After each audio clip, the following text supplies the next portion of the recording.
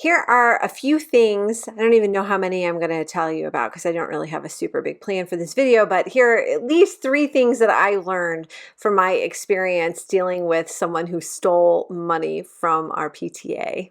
So, and really, it's not even my PTA. If you need to go ahead and watch the other video, I will put the link to it in the description below. But I went through and told you the whole story about how, like, this crazy story of the what I had to deal with. I didn't even tell you all the details because it just got to be a little bit much. But anyway, of how I dealt with some money that had been misappropriated. It had been collected at a Scholastic Book Fair, and then it was not deposited. It did not go to pay the invoice. It just disappeared, which was no good. So let me tell you some things that I learned. One, it is really important for more than 2 people to be in charge of all things financial for your PTO. And I know this comes in terms of like best practices, but like you should be having somebody else look at the bank statements rather on a monthly basis, someone who is not an authorized signer on the account. But in this case, like, I don't think that would have prevented the theft, but I think we would have discovered it a heck of a lot sooner, because if someone had been paying attention and looking in June, then we would have known about this in June versus September.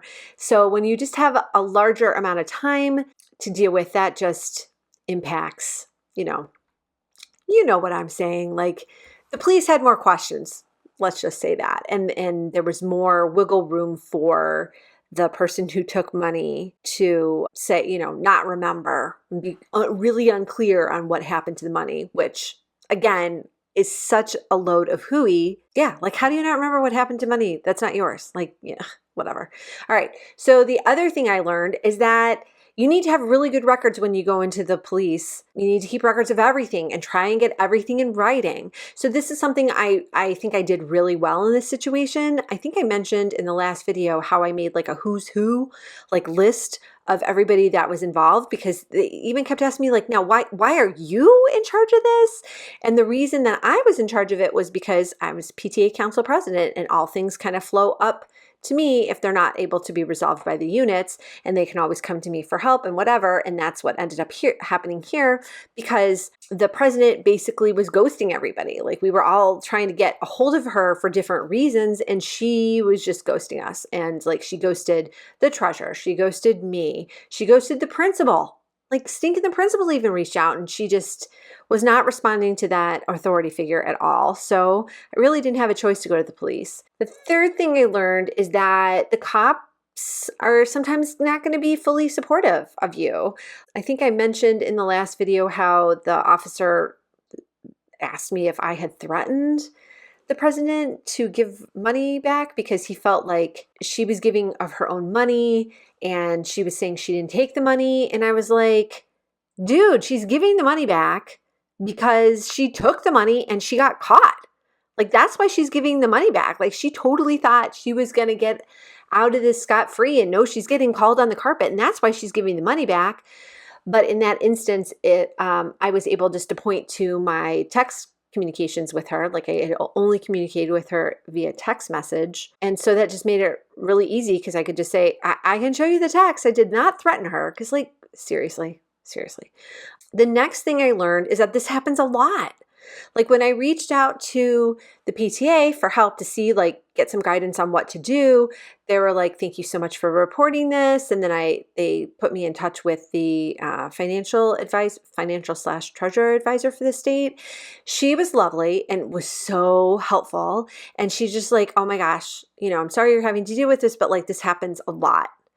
And that makes me sad, because like, what the crap is wrong with people? Like, for reals. I guess I just don't have like that kind of dishonest bone in my body. I just think it's like absolutely ridiculous. Like, we're working so hard to raise money for these kids, not us, for the kids. All right, let's see. The other thing I learned is that there are going to be people who want to help. So you definitely need to reach out. Like, if you're a PTA, reach out to your state office. Reach out to the building principal. Reach out to your district treasurer. There are resources there. Like, it was funny when I reached out to the district treasurer, because he totally was like, oh yeah, I've handled this a lot. because he was kind of new to our district, so it's not like we have a lot of thieves in our district. But he's like, this happens more than you think. Here's what I can do, and like laid out this whole thing. And I was like, this is awesome. So yeah, so get things in writing. That's why I cannot tell you the time. In addition to the who's who, I also put together a timeline of the facts as I knew them. And since I was a neutral third party, nobody really questioned what I was saying, because I just said, you know, who told me this and who told me that and whatever. And so I just kept adding to it. So it made it really easy. When I needed to talk to the district treasurer, I just sent him a copy. When the case got elevated to the detective, I just sent him a fresh copy with everything updated. And so again, having it in writing is good. And it just made it easy to keep everything literally on one page. Well, it ended up being more than one page, but you know what I mean? It was all in one place. So I could have it there, and it was just easy to keep everybody in the loop. The next thing I learned is that it's really important to let other people know what is going on in a quiet way. So, for example, this president who ended up taking the money, she had gotten involved with yet another PTA in our district. So immediately when I had filed the police report, I reached out to the president and I said, just an FYI, I need to tell you something confidentially. Please do not share this with anybody else, but I've just filed a police report. Do not let the president, who wasn't the president at that school, do not let her have access to money or PTA funds for like any reason. So I immediately isolated the potential for further damage, right? So that is part of the way that these serial embezzlers, I will call them, kind of operate. They know they're relying on people not talking to each other and letting people know. So in this way, I didn't say she was a thief. I just explained the situation and told the other unit president, like, please don't share this with anybody because it's the police matter is ongoing, but like you needed to know. And so she was very thankful, and that helped her make some decisions as far as planning what to do, because the person who was being investigated for the misappropriation of money had taken on a family events role. So that was important. Tell people in a quiet way. Like, don't be a gossipy jerk. You know, Patricia is such a thief. Like, keep it on the down low as much as you can. It's definitely important that people know. And also, I would say, like, reach out to your PTO BFF and let them know. This was very stressful and there for me to deal with. And not that to make it all about me, but like it did come all onto me because I was the primary contact for the PTA. I had to reach out to Scholastic and let them know what was going on because we were getting collections letters. Yeah, I was just kind of tasked with keeping everybody in the loop. And it was a lot. It took over a lot of time. And there just so happened to be something else came up on an unrelated PTA matter. And I did not have the nicest response because I was super stressed out about this. And so I kind of was snippy.